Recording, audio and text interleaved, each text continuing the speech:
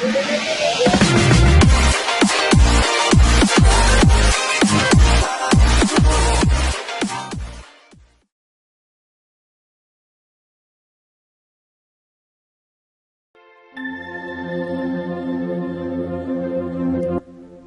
نے صرف ایک شب اپنے چچا کے ہاں قیام کیا۔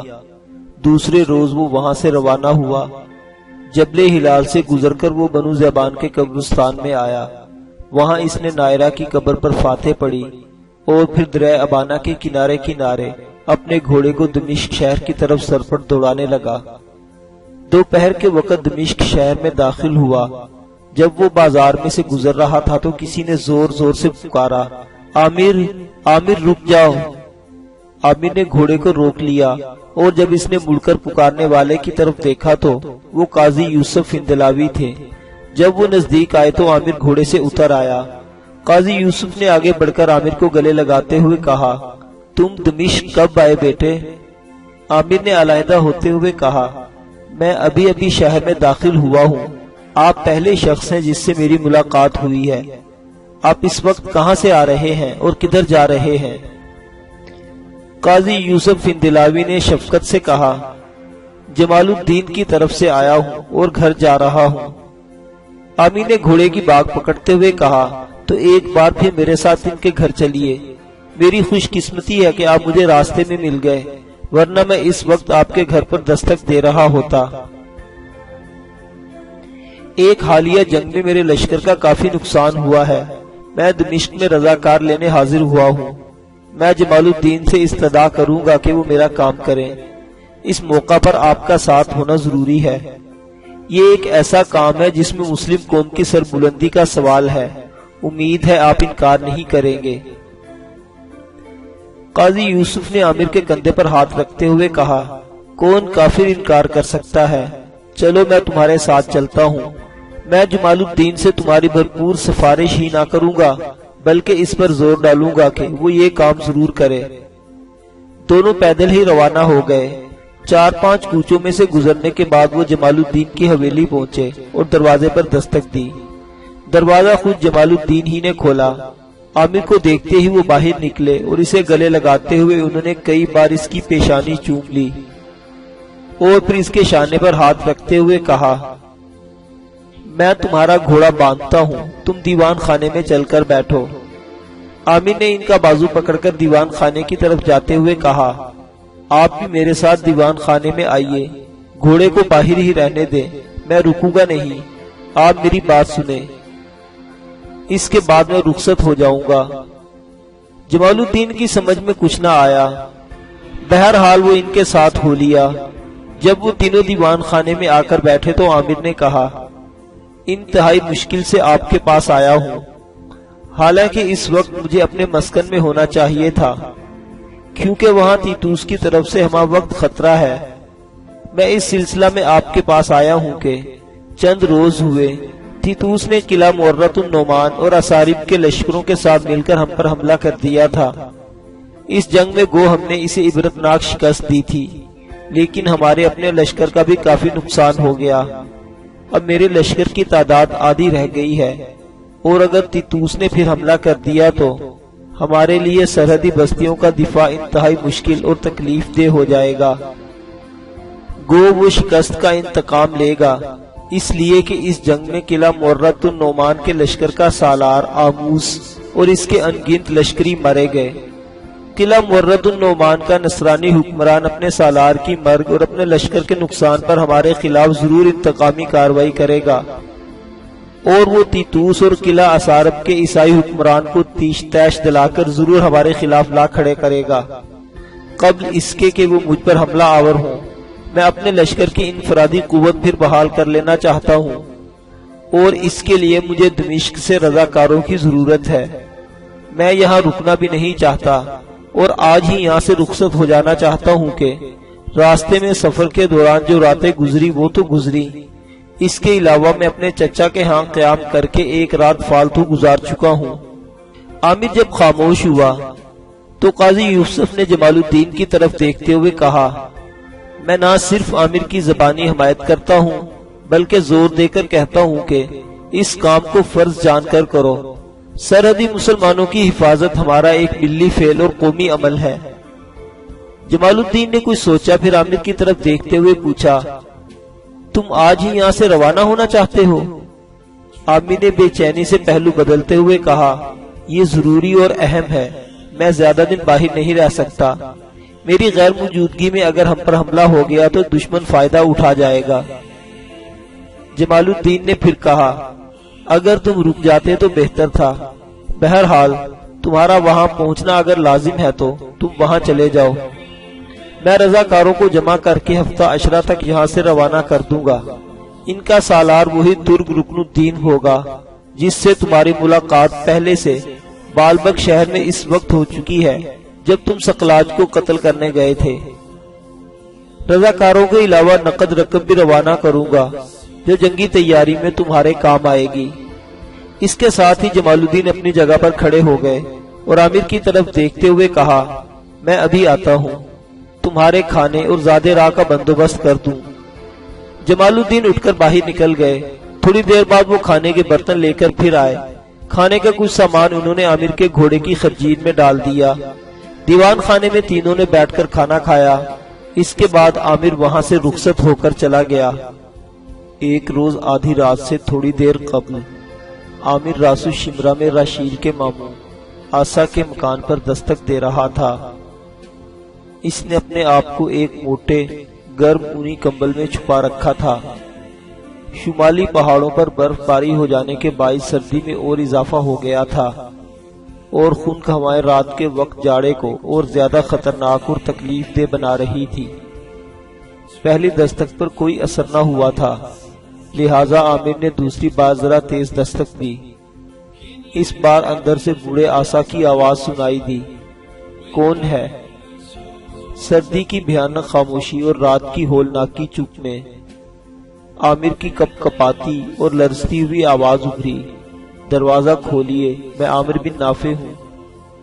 تھوڑی دیر بعد دروازہ کھل گیا اور سامنے کھڑے آسا نے عامر کی طرف دیکھتے ہوئے فکرمند آواز میں کہا، تم نے دن کو سفر کیا ہوتا بیٹے، رات کے وقت ایسی سردی میں اکیلے اور تنہا مسافر کا سفر کرنا ایسا ہولناک ہے کہ عامر اپنے گھوڑے کی باگ پکڑے اندر داخل ہوا اور استبل کی طرف چلا گیا۔ بوڑھا آسا بھی جب دروازے کو اندر سے زنجیر لگانے کے بعد استبل کی طرف بڑھا تو حویلی کے اندرونی حصہ کی طرف سے راشیل کی آواز سنائی دی، ماموں ماموں، رات کے اس وقت کون آیا ہے؟ آسا نے تیزی سے استبل کی طرف جاتے ہوئے کہا، عامر آیا ہے بیٹی۔ بوڑھا آسا آگے بڑھا اور گھوڑے کو استبل میں باندھنے کے لیے جب اس نے عامر سے اس کی لگام پکڑنا چاہی تو اس نے چونک کر پوچھا، عامر تمہارا جسم گرم کیوں ہے بیٹے؟ عامر نے افسردہ سی آواز میں کہا، مجھے راستے میں بخار ہو گیا تھا، میں انتہائی مشکل سے یہاں پہنچا ہوں۔ بوڑھا آسا بلند آواز سے پکارنے لگا، راشیل راشیل، بھاگ کر استبل کی طرف آؤ بیٹی۔ راشیل عامر کی آمد کا سن کر پہلے ہی استبل کی طرف آ رہی تھی۔ اب آسا نے اسے پکارا تو اس نے استبل کے سامنے نمودار ہوتے ہوئے پوچھا، کیا ہوا ماموں؟ آسا نے فکرمند آواز میں کہا، عامر کو تیز بخار ہے بیٹی، اسے شاید سردی لگ گئی ہے، تم اسے اندر لے چلو، میں اس کے گھوڑے کو باندھ کر اور اسے دانہ چارہ ڈال کر آتا ہوں۔ راشیل بھاگ کر عامر کے پاس آئی اور پریشان و پراگندہ آواز میں اس نے پوچھا، کیا ہوا؟ عامر نے ٹھٹرتی ہوئی سی آواز میں کہا، راستے میں سفر کے دوران بخار ہو گیا تھا، راستے میں ایک رات ہمس میں رک کر میں نے آرام بھی کیا تھا، پھر بھی اس بخار نے میرا پیچھا نہیں چھوڑا۔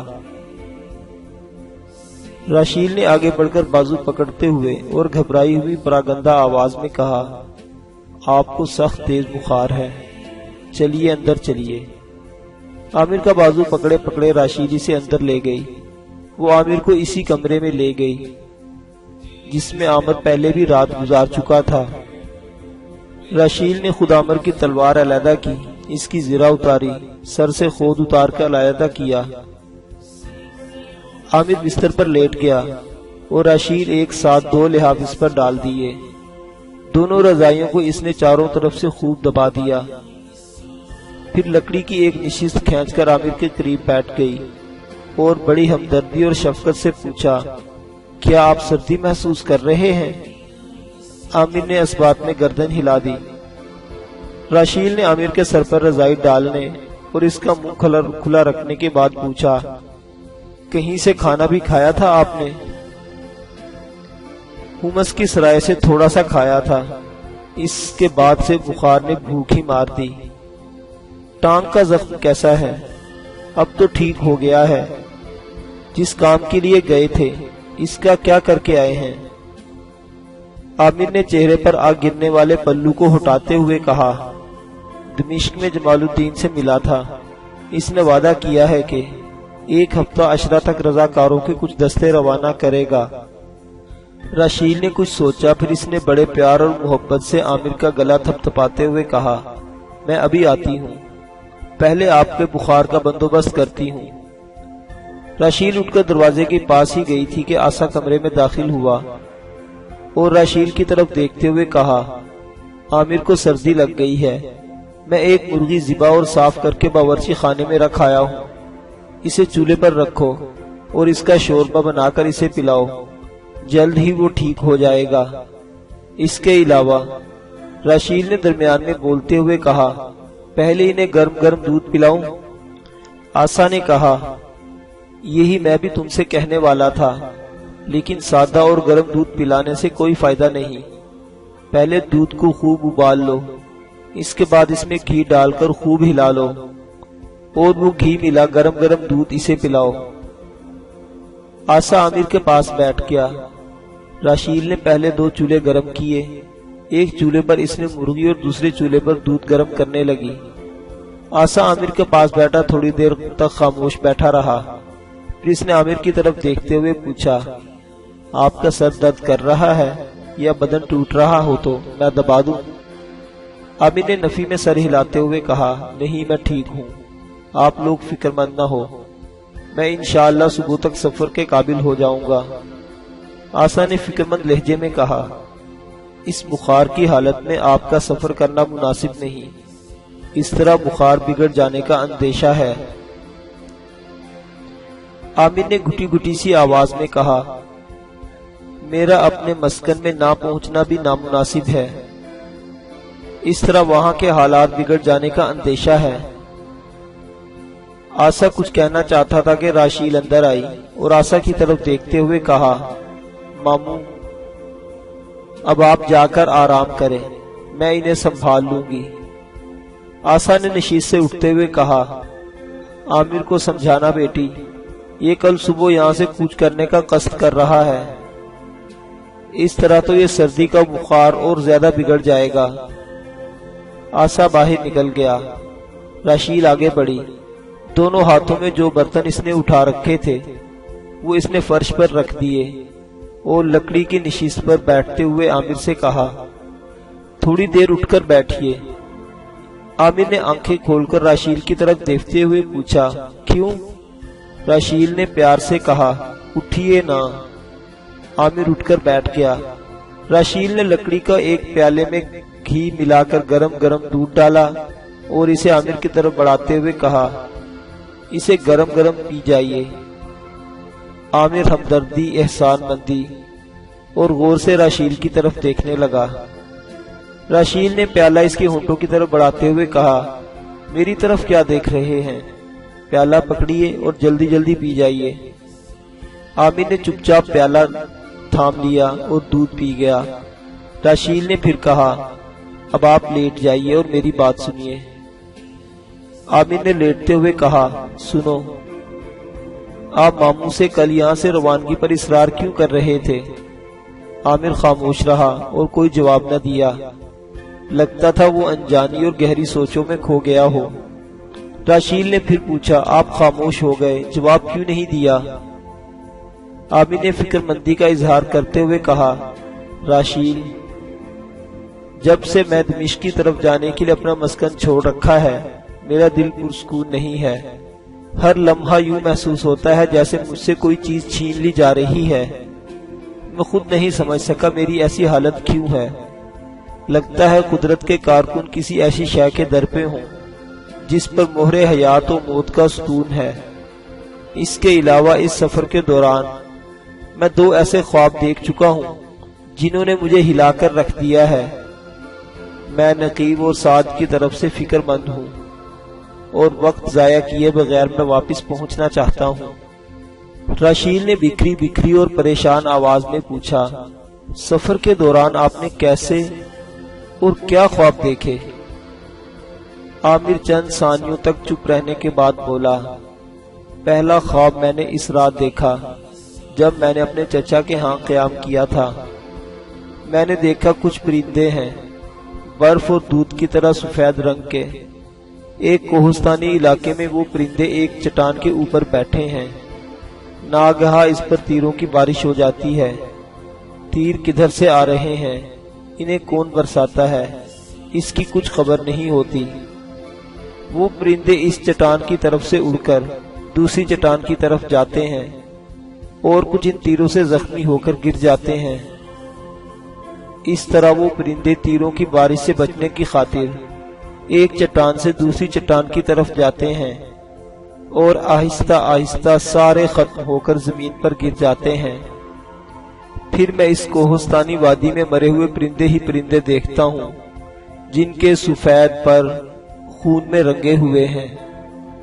دوسرا خواب میں نے اس وقت دیکھا جب میں نے اپنی بیماری کی حالت میں حمص شہر کے ایک سرائے میں رات بسر کی تھی۔ اس خواب میں پہلے خواب سے بھی زیادہ بدترین منظر تھا۔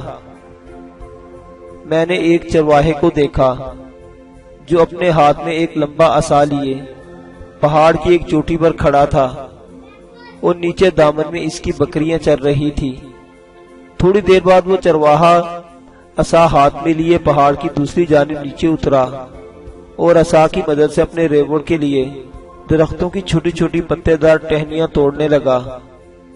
اس چرواہے کو پہاڑ سے نیچے اترے تھوڑی دیر ہی ہوئی تھی کہ کوہستانوں کے اندر سے ان گنت بھیڑیے نکل کر میدان میں داخل ہوئے اور انہوں نے اس غریب چرواہے کی ساری بھیڑوں کو چیر پھاڑ کر رکھ دیا۔ عامر جب خاموش ہوا تو راشیل نے پریشان آواز میں کہا، اللہ ہم پر اپنا کرم کرے گا۔ اگر صبح تک آپ کا بخار کچھ ہلکا ہو گیا تو ہم یہاں سے روانہ ہو جائیں گے۔ پھر راشیل کو جیسے کوئی بات یاد آ گئی۔ وہ اٹھی اور دروازے کی طرف جاتے ہوئے اس نے کہا، میں ابھی آئی، آپ کے لیے مرغی کا شوربہ لاتی ہوں۔ تھوڑی دیر بعد راشیل پھر کمرے میں داخل ہوئی۔ اس کے ہاتھ میں لکڑی کا ایک دوسرا پیالہ تھا جو اس نے بھاپ نکلتے ہوئے مرغی کے شوربے سے بھر رکھا تھا۔ راشیل دوبارہ اپنی نشست پر آ کر بیٹھ گئی۔ تھوڑی دیر تک وہ شوربے کو ایک پیالے سے دوسرے پیالے میں ڈال کر ٹھنڈا کرتی رہی۔ پھر عامر کو اٹھا کر اس نے سارا شوربہ بھی اسے پلا دیا۔ اس کے بعد اس نے عامر کو بستر پر لٹا کر اس کا منہ لحاف کے اندر کر کے چاروں طرف سے لحاف کو اندر تک دبا دیا۔ شاید ایسا اس نظریے سے کیا تھا کہ عامر کو پسینہ آ جائے۔ پھر وہ دوبارہ لکڑی کی اس نشست پر بیٹھ گئی اور رات آہستہ آہستہ سحر کی طرف رینگتی جا رہی تھی۔ جب راسو شمرا کی مسجدوں سے اذانیں سنائی دی تو راشیل نے لحاف کے اندر اپنا ہاتھ ڈال کر عامر کے منہ پر پھیرا۔ اس نے محسوس کیا کہ عامر پسینہ پسینہ ہو رہا ہے۔ اتنے میں عامر نے اس سے کہا، راشیل مجھے کافی دیر سے پسینہ آ رہا ہے، اب میرے اوپر سے ایک لحاف اتار دو۔ راشیل نے چونکتے ہوئے پوچھا، آپ جاگ رہے ہیں؟ عامر نے ہنس کر کہا، میں سویا ہی کب تھا، میں تو پسینہ لینے کی خاطر خاموش پڑا رہا اور رضائی کے اندر لمبے لمبے سانس لیتا رہا تاکہ جلدی پسینہ آ جائے۔ راشیل میرا بخار ٹوٹ چکا ہے، اب میں اپنی طبیعت ہلکی محسوس کرتا ہوں، تم ایک لحاف اوپر سے اتار دو۔ راشیل اٹھی، بڑی آہستگی سے اس نے اوپر کا لحاف اتارا تاکہ عامر کو ہوا نہ لگے۔ لحاف ایک طرف رکھتے ہوئے راشیل نے کہا، آپ کے بعد ماموں نے مجھے نماز پڑھنے کا طریقہ سکھا دیا ہے۔ فجر کی اذان ہو گئی ہے، میں نماز پڑھ لوں پھر آتی ہوں۔ راشیل کمرے سے نکل گئی۔ نماز پڑھنے کے بعد راشیل دوبارہ جب کمرے میں آئی تو اس نے دیکھا عامر مسہری پر بیٹھا ہوا ہے اور لحاف کو اس نے ارد گرد لپیٹ رکھا ہے۔ راشیل کو دیکھتے ہی اس نے کہا، سنو راشیل، میرے کپڑے پسینے میں بھیگے ہوئے ہیں، میرے گھوڑے کی خرجین میں میرے دوسرے کپڑے ہیں، وہ مجھے لا دو۔ میں اب ٹھیک ہوں، میں لباس بدل کر فجر کی نماز پڑھوں گا، اور سنو اپنی تیاری بھی کر لو، نماز کے بعد ہم یہاں سے کوچ کر جائیں گے۔ راشیل باہر نکل گئی۔ جب وہ دوبارہ آئی تو اس کے ہاتھ میں ایک چٹائی اور نئے سلے ہوئے گرم کپڑے تھے اور دوسرے ہاتھ میں ایک گرم اونی کمبل تھا۔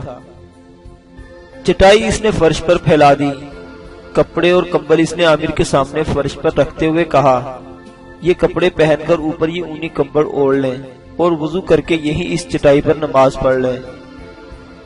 عامر نے ان کپڑوں کو الٹ پلٹ کر غور سے دیکھتے ہوئے کہا، یہ کپڑے میرے تو نہیں، یہ تم کہاں سے اٹھا لائی ہو؟ راشیل نے کہا، آپ کی غیر حاضری میں یہ کپڑے میں نے اور ماموں نے آپ کے لیے خریدے ہیں، ایسے 2 جوڑے اور 2 ہی کمبل خریدے ہیں، کپڑوں کا ایک جوڑا اور کمبل میں آپ کے گھوڑے کی خرجین میں ڈال آئی ہوں اور دوسرا آپ کے لیے لے آئی ہوں۔ اب آپ کپڑے بدل کر نماز پڑھ لیں، ماموں بھی جاگ چکے ہیں اور نماز کے لیے وضو کر رہے ہیں۔ میں اتنی دیر میں کھانا تیار کر کے سفر کی تیاری کرتی ہوں۔ راشیل باہر چلی گئی۔ عامر نے لحاف سے نکل کر کپڑے تبدیل کیے، کمبل اوڑھ کر وہ کمرے سے نکلا اور وضو کر کے کمرے میں بچھی ہوئی چٹائی پر فجر کی نماز ادا کرنے لگا۔ نماز کے بعد عامر نے چٹائی لپیٹ کر ایک طرف رکھ دی اور جب وہ پلنگ کی طرف آ کر فرش پر پڑا ہوا اپنا پسینے میں بھیگا ہوا لباس اٹھانے لگا تو راشیل اندر آئی اور خود آگے بڑھ کر عامر کے گیلے کپڑے اٹھاتے ہوئے کہا، آپ رہنے دے، میں انہیں دھو کر گھوڑے کی زین سے باندھ دیتی ہوں، راستے میں خشک ہو جائیں گے۔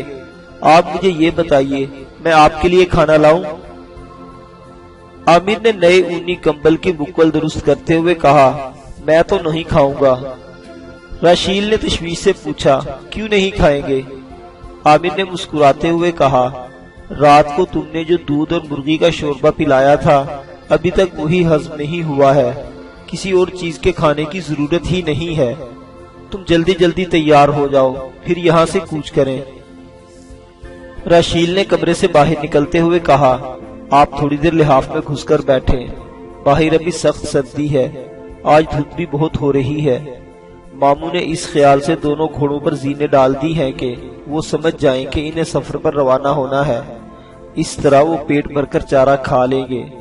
ماموں نماز کے بعد آگ پر بیٹھے اپنے آپ کو گرم کر رہے ہیں، میں آپ کے یہ کپڑے دھو کر اور اپنی تیاری کر کے آپ کو اطلاع کرتی ہوں۔ اتنی دیر میں دھوپ چڑھ آئے گی جس سے سردی بھی کم ہو جائے گی اور رات بھر کی پھیلی ہوئی دھند بھی چھٹ جائے گی۔ راشیل کمرے سے باہر نکل گئی۔ عامر لحاف میں گھس کر بیٹھ گیا۔ کافی دیر لحاف میں بیٹھ کر عامر راشیل کا انتظار کرتا رہا۔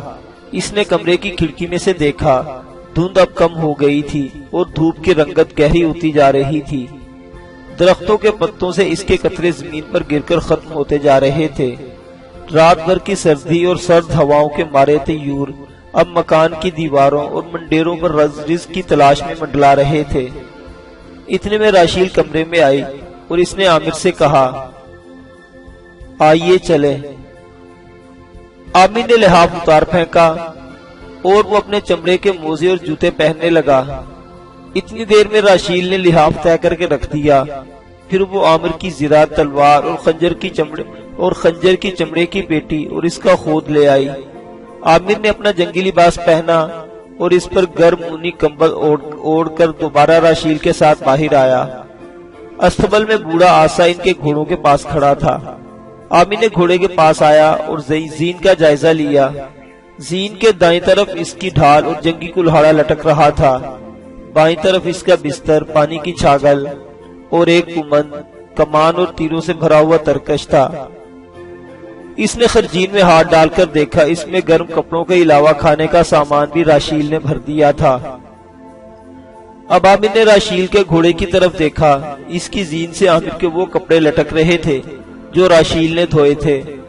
عامر نے آسا کے سامنے آ کر اس سے مصافحہ کرتے ہوئے کہا، اب مجھے اجازت دیں، اللہ پاک نے زندگی دی تو کبھی پھر آپ کی خدمت میں حاضری دوں گا۔ آسا نے ہاتھ ملانے کی بجائے عامر کو گلے لگاتے ہوئے کہا، خدا تم دونوں کو باحفاظت اپنی منزل تک پہنچا دے۔ آسا سے علیحدہ ہو کر عامر اپنے گھوڑے پر سوار ہو گیا۔ راشیل بھی رکاب میں پاؤں ڈال جما کر گھوڑے پر بیٹھ گئی۔ دونوں حویلی سے باہر آئے۔ آسا دروازے تک ان کے ساتھ آیا۔ وہ برابر ان دونوں کو دعائیں دے رہا تھا۔ عامر اور راشیل نے حویلی سے نکل کر آسا پر الوداعی نگاہ ڈالی اور پھر انہوں نے اپنے گھوڑوں کو مہمیز لگا کر ہانک دیا۔